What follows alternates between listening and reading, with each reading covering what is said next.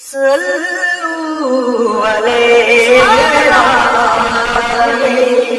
صلوا علیہ بلغ العلا بکمال۔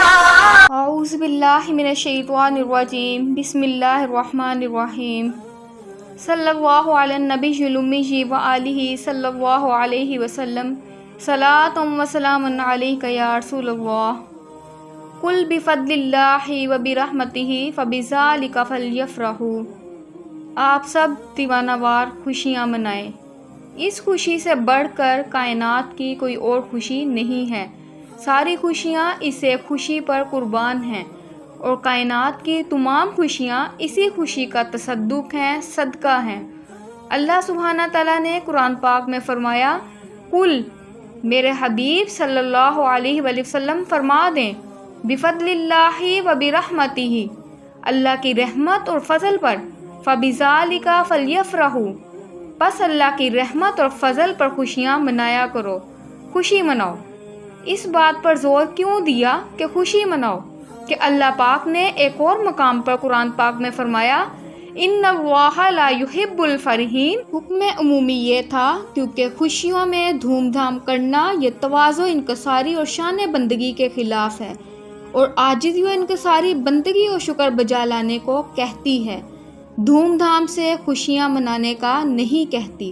عمومی حکم یہ تھا کہ جو لوگ بڑی فرحت کرتے ہیں، خوشیاں مناتے ہیں، اللہ سبحانہ تعالیٰ اس عمل کو پسند نہیں فرماتا۔ وہ عاجزی کو پسند کرتا ہے، انکساری کو پسند کرتا ہے، سادگی کو پسند کرتا ہے۔ عمومی حکم یہ تھا۔ اور ادھر یہ فرمایا، قل بفضل اللہ و برحمتہ فبذالک فلیفرحوا، کہ فرما دیں عمومی حکم تو یہی ہے کہ دھوم دھام سے خوشیاں نہ منایا کرو، عاجزی سے کام لیا کرو، لیکن جب اور جہاں اللہ پاک کا فضل، اللہ پاک کی رحمت نظر آئے، اللہ کا فضل ہو اور اللہ کی رحمت نظر آئے، اگر نصیب ہو تو یہ ایک استثناء ہے، ایگزیمشن ہے کہ فضل الہی، رحمت الہی کے نصیب ہونے پر فلیفرحوا، ادھر میں نے ناپسند کیا تھا اور میرے فضل اور میری رحمت کی اگر آمد ہو جائے تو فضل اور رحمت الہی پر میرا حکم ہے کہ خوب خوشیاں منایا کرو۔ تو نہ صرف اجازت دی اللہ کی رحمت اور اللہ کے فضل پر خوشی منانے کی، بلکہ حکم دیا، اور نہ صرف حکم دیا بلکہ ہوا خیرون، کہ افضل عمل ہے۔ اب اللہ پاک کا فضل کیا ہے اور اللہ پاک کی رحمت کیا ہے؟ تو آقا علیہ الصلوۃ والسلام کی آمد کو اللہ سبحانہ تعالیٰ نے اپنا فضل قرار دیا۔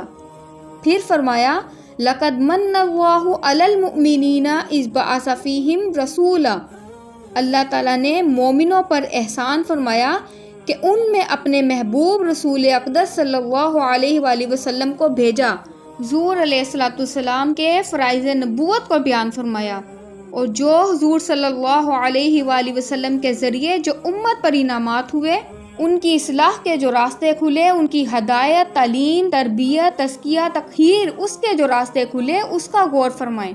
ان کے لیے اللہ پاک نے فرمایا، ان کانوا من قبل لفی ضلال مبین، اگر میرا یہ محبوب نہ آتا تو تم لوگ کھلی گمراہی میں تھے، تم تو تباہی اور بربادی میں تھے، کفر اور شرک کے اندھیروں میں تھے، تم تو جہنم کا ایندھن بن چکے تھے، چنے گئے تھے، بنے جا رہے تھے، ہدایت سے محروم تھے، کھلی گمراہی میں تھے۔ اگر غور کریں، سوچیں، تمہیں کھلی گمراہی سے کس نے بچایا؟ آخرت کی تباہی اور بربادی سے کس نے بچایا؟ گمراہی اور تباہی سے بچ جانے کا سبب میرے محبوب کی آمد اور بعثت ہے۔ لقد من اللہ، میرا محبوب آیا اور میرے محبوب کی بعثت ہوئی، اور وادی عرب میں میرے محبوب کی ولادت ہوئی، اور اس کے صدقے پھر تمہیں میرا قرآن بھی ملا، ایمان بھی ملا، اسلام بھی ملا، وہ کعبہ بھی ملا جس کو تم تو بت خانہ بنا چکے تھے۔ میرا گھر تھا، میرا مرکز توحید تھا، وحدت قدا تھا، مگر 360 بت تھے، اس میں تو تمہیں تو کعبہ کی شناخت نہ تھی، توحید تم بھول چکے تھے، اپنے خالق و مالک کو تم بھول چکے تھے، ایمان کی دولت سے تم محروم ہو چکے تھے، اسلام سے محروم ہو چکے تھے، ہدایت سے محروم ہو چکے تھے، تم تو میرے گھر کعبہ میں ننگا طواف کرتے تھے، سیٹیاں بجاتے تھے، تالیاں بجاتے تھے، بتوں کی پوجا کرتے تھے، تم میرے کھلے دشمن بن گئے تھے، گمراہی میں مبتلا تھے، تمہیں بچ جانے کی کوئی امید نہ تھی۔ شکر ادا کرو کہ میرا محبوب اس دنیا میں آیا، تم دوزخی تھے، اس کی آمد کے طفیل تم جنتی بن گئے۔ جو بات سمجھنے والی ہے وہ یہ ہے کہ ہمیں جو کچھ ملا حضور پاک صلی اللہ علیہ وآلہ وسلم کے صدقے سے ملا۔ ہمیں تو قرآن پاک بھی حضور پاک صلی اللہ علیہ وآلہ وسلم کے طفیل ملا، تو وہ جو ان کے ذریعے سے ملا اس کے نازل ہونے پر تو فضل و رحمت ہو، اور جس کے ذریعے سے ملا تو اس کی آمد کی رات فضل و رحمت کی رات بھی نہ ہو، یہ کیسے ہو گیا؟ جو اس نعمت کا سبب ہے وہ سب سے بڑی نعمت ہے، تو حضور علیہ السلام کی آمد قرآن کی نعمت کا سبب ہے، تو اس کی آمد کی خوشی تو قرآن پاک کی خوشی سے بڑی خوشی ہے۔ اسی طرح شب قدر ہے، لیلۃ القدر خیر من الف شہر، یہ وہ رات ہے 1000 مہینوں سے افضل ہے۔ تنزل الملائکۃ والروح فیہا، اس میں فرشتے اترتے ہیں، تو جس رات میں فرشتے اتریں وہ رات 1000 مہینوں سے افضل، اور جس رات میں میرے حضور علیہ السلام تشریف لائیں، اور فرشتوں کی فضیلت یہ کہ 70,000 فرشتے صبح اترتے ہیں اور حضور علیہ السلام کے مزار اقدس کا طواف کرتے ہیں، سلام نیاز عرض کرتے ہیں، اور 70,000 شام کو اترتے ہیں، حضور پاک صلی اللہ علیہ وآلہ وسلم کے مزار اقدس کی زیارت اور درود و سلام پیش کرتے ہیں۔ 1,40,000 فرشتے یومیہ اترتے رہیں گے، جن کی باری ایک بار آنی ہے، دوبارہ نہیں آنی، قیامت تک باری نہیں آئے گی۔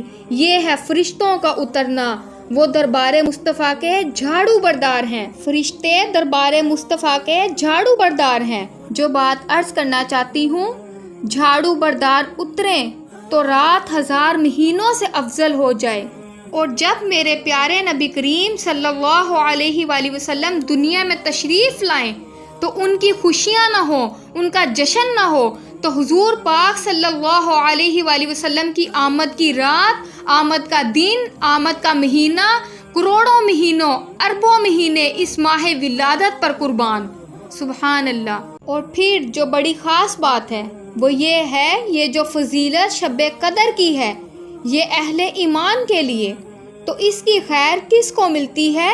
اہل ایمان کو فقط، تو باقی انسانیت محروم ہے۔ مگر میرے آقا علیہ السلام کی آمد فقط اہل ایمان ہی نہیں، مومن کافر ساری کائنات کے لیے ہے، سب کے لیے، وہ رحمت للعالمین ہے، سارے جہانوں کے لیے رحمت ہیں۔ آقا آپ پر تو اللہ سبحانہ تعالیٰ صلاۃ بھی پڑھتا ہے اور سلام بھی پڑھتا ہے، اور اے اللہ آپ نے ہمیں حکم بھی دیا ہے تحیتہم یوم یلقونہ سلام، میرے محبوب پر صلاۃ بھی پڑھا کرو اور سلام بھی پڑھا کرو۔ تو باری تعالیٰ صلاۃ کی نعمت محبوب پر اتری، اس کا اجر تو غلاموں کو دے دیا، مگر جو آپ سلام پڑھتے ہیں اس کا حصہ غلاموں کو نصیب ہوگا یا نہیں؟ تو اسی کے آگے فرما دیا گیا، اے محبوب میں اور میرے فرشتے محبوب پر اور محبوب کے غلاموں پر صلاۃ بھی پڑھتے ہیں، تم میرے محبوب کی غلامی میں آ جاؤ اور سلام کا حصہ بھی میں دیتا ہوں۔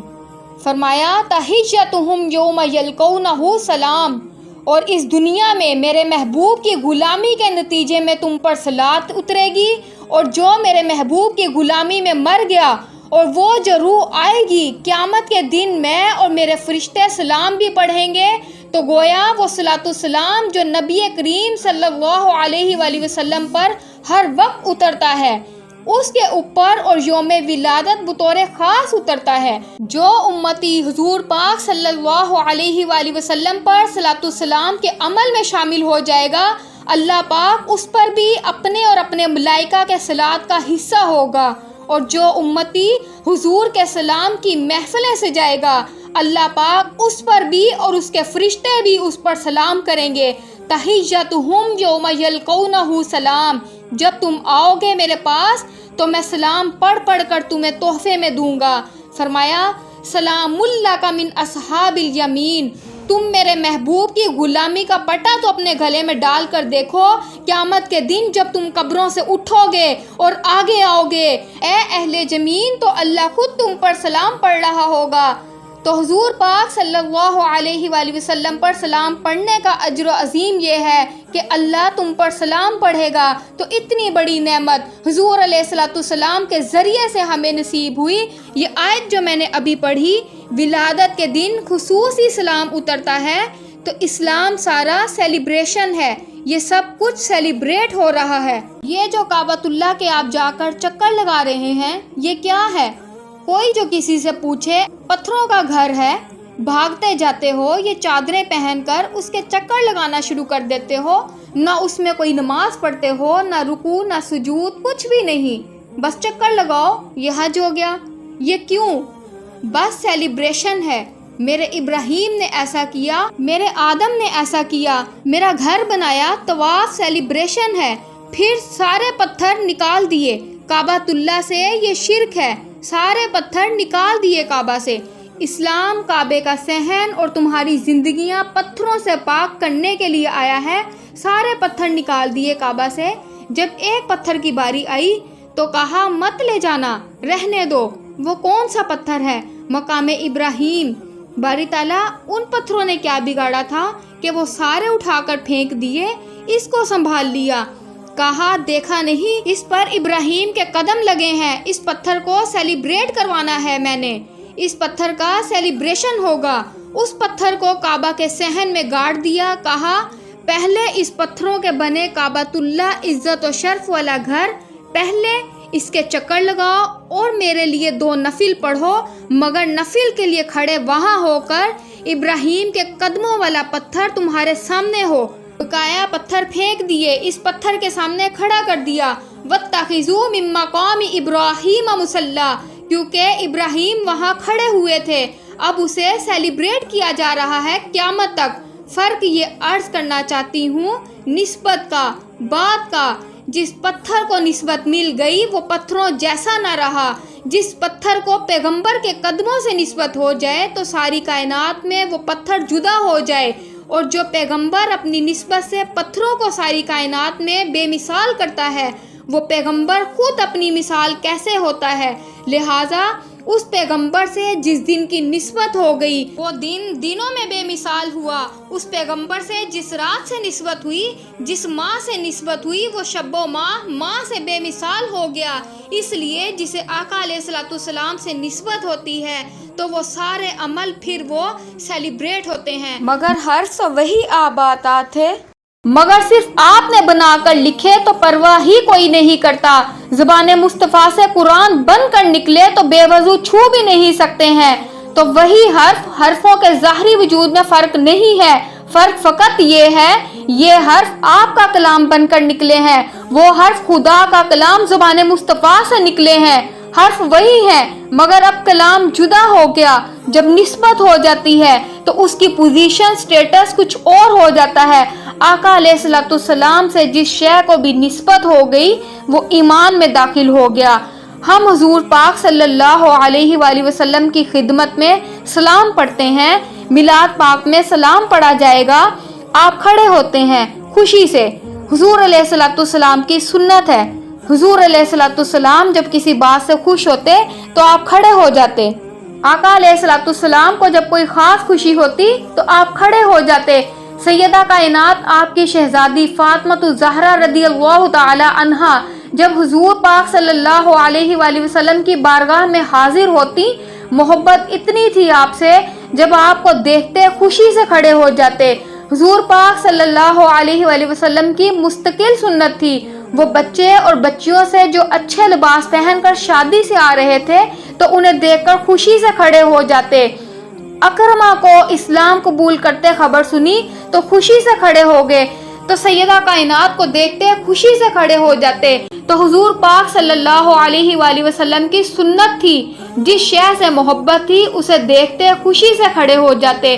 تو آقا نے سنت قائم کر دی، تو جس چیز پر خوشی ہو کھڑے ہو جانا۔ مسلمانوں لاکھ خوشیاں ہوں گی لیکن خدا کی قسم جب میلاد پاک کا مہینہ آتا ہے حضور علیہ السلام کی ولادت کا ذکر ہوتا ہے، حضرت آمنہ کی جھولی میں آقا کی آمد کا ذکر ہوتا ہے اور میلاد پڑھا جاتا ہے۔ حضور کی ولادت کا ذکر سن کر اتنی خوشی ہوتی ہے تو آقا علیہ السلام نے فرمایا جب اتنی خوشی ہو تو کھڑے ہو جایا کرو۔ جب میلاد کا ذکر ہوتا ہے تو خوشی میں مومن کھڑے ہو کر سلام پڑھتے ہیں، تو حضور علیہ السلام کی خوشی میں کھڑے ہونا ہے، یہ سنت مصطفیٰ ہے۔ یہ ساری خوشیاں میلاد پاک کا ذکر سن کر کھڑے ہونا یا کسی خوشی میں کھڑے ہونا۔ جو بات عرض کرنا چاہتی ہوں تو ان ساری خوشیوں کو نسبت حضور اقدس صلی اللہ علیہ وآلہ وسلم کی ولادت سے حاصل ہیں۔ فرمایا وَيُطْعِمُونَ الطَّعَامَ عَلَىٰ حُبِّهِ، کھانا ہر کوئی کھاتا بھی ہے، کھلاتا بھی ہے، مگر اللہ پاک کی محبت میں کھانا کھلایا جائے اس کا درجہ کچھ اور ہو جاتا ہے، اور اللہ کی راہ میں جو کھانا کھلایا گیا اس کا درجہ کچھ اور ہو گیا۔ تو لنگر کھانے پکتے رہتے ہیں، تو حضور علیہ السلام کی محبت میں کھانا کھلایا گیا اور پکایا گیا تو درجہ کچھ اور ہو گیا، نسبت حضور سے ہو گئی۔ کپڑے تو آپ بدلتے ہی رہتے ہیں، لیکن میلاد پاک کی خوشی میں اچھے کپڑے جو آپ پہنے تو ان کا پہننا عبادت ہو گیا، خوشیاں مناتے رہتے ہیں۔ لہٰذا حضور کی ولادت کی خوشی میں خوشیاں منائے تو درجہ اور ہو گیا۔ لہٰذا جتنے اعمال و مسرت، جتنا صدقہ، جتنا خیرات، جتنا لنگر، جتنا غریبوں پر خرچ کرنا، جتنے کمکمے، جتنی لائٹیں، جتنی روشنیاں، جتنے جلسے، جتنے جلوس قیام پاکستان کی خوشی میں جو نکلتے ہیں، یہ سب خوشیاں حضور علیہ السلام کی ولادت کے طفیل ملی ہیں، اور یہ دنیا بھر میں جو خوشیاں منائی جاتی ہیں اور یہ سب نعمتیں حضور اقدس صلی اللہ علیہ وآلہ وسلم کی ولادت کے صدقے میں ہیں کہ آقا علیہ السلام کی ولادت کی خوشیوں کو منائیں پورے علاقے میں، اس میں دھوم مچا دیں، اپنے گھروں کو کمکموں سے روشن کریں، لائٹنگ کریں، لنگر پکائیں، کھانے غریبوں میں تقسیم کریں، خوشیاں منائیں، محافل کریں، صلاۃ السلام کی محفل کریں۔ یہ جو عمل حضور علیہ السلام کی خوشی میں کریں گے اللہ پاک کے ہاں سب اعمال و عبادت سے زیادہ مقبول اور باعث اجر ہوگا اور اللہ کی رضا کا باعث ہوگا۔ یہ تمام تر اعمال و مسرت یعنی خوشیوں کے اعمال کی نسبت حضور علیہ السلام کی طرف ہوگی، اللہ پاک آپ سے خوش ہوگا۔ آپ حضور علیہ السلام کی ولادت سے خوش ہوں گے، اللہ پاک آپ سے خوش ہوگا۔ یہ پیغام ہے میلاد مصطفیٰ کی خوشی کا، اور آقا علیہ السلام کی ولادت کی خوشیاں منائیں، اور حضور علیہ السلام کے صدقے اللہ پاک آپ کے مشن کو، آپ کے دین کو، پیغام کو، غریب انسانیت کو اٹھانے کے لیے حضور علیہ السلام کی زندگی کے پیغام کو اپنی زندگی کا اوڑھنا بچھونا بنائیں، حضور کا میلاد منائیں، اور حضور علیہ السلام کے انقلاب کو نظام زندگی کے طور پر اپنائیں، اسٹرگل کریں، کھڑے ہو جائیں، اپنے ایمان، اپنے سینے، اپنے دل حضور علیہ السلام کی محبت سے روشن کریں، اپنے اور اپنے معاشرے کی زندگیاں حضور علیہ السلام کی محبت اور الفت میں گزاریں۔ دعا ہے کہ اللہ پاک آقا علیہ السلام کے میلاد کی خوشی کے صدقے میرا پڑھنا اور سنانا اور آپ کا توجہ کے ساتھ سننا اور تمام دعائیں اپنی بارگاہ میں قبول فرمائے، آمین ثم آمین۔